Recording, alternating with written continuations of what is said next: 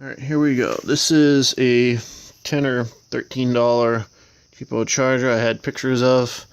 I got it hanging up over the saddlebag just to keep it off the ground because this piston goes crazy fast. This is an absolute first time I've used it. I did wire in a little switch I had just kicking off in a shelf. You can use any switch you want. This one's probably quite a bit overkill, but that's what I had on hand. And this is a rear tire, so this is my dad's KLR 650. But we'll see what this charges at. I have an SAE plug in the end, just the typical motorcycle plug, and well, let's hope I don't blow anything up.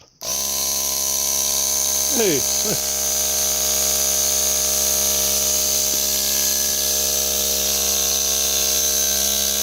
That's kind of funny. It's actually, holy crap, it's actually working a lot better than what I thought. And you can see this thing goes nuts. But, sure, I'm going to shut the door for a second.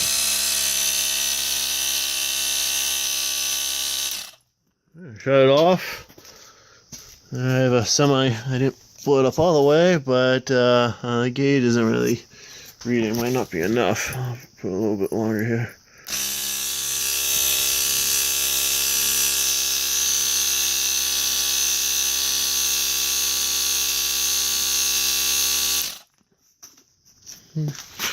And it's still reading 0.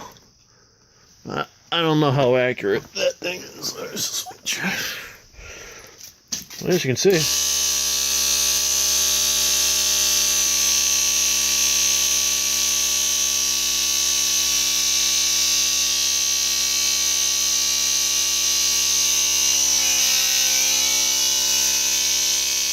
it's working. It's not going to be the quickest compressor, but if you're a couple miles from home or safety or out in the woods somewhere, you know, and it's going to take you 10 minutes to air this up, it's actually easier than walking, I think.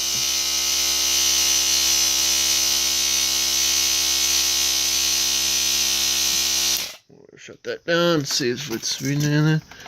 Yeah, it's still not reading anything. I don't know if the gauge is broken or this thing's just not nearly enough. I could actually probably try it on the bike that's on the tire, on the bike. But, yeah. So, I'd say that little bugger works. And, you know, don't tell my wife, but I have a little Tupperware container that I'm going to toss this in. And, you know, it's about the size of my hand. I mean, there it is right there. I mean, it's a really small contraption, but that works awesome. All right, if you guys have any further questions, give me a holler.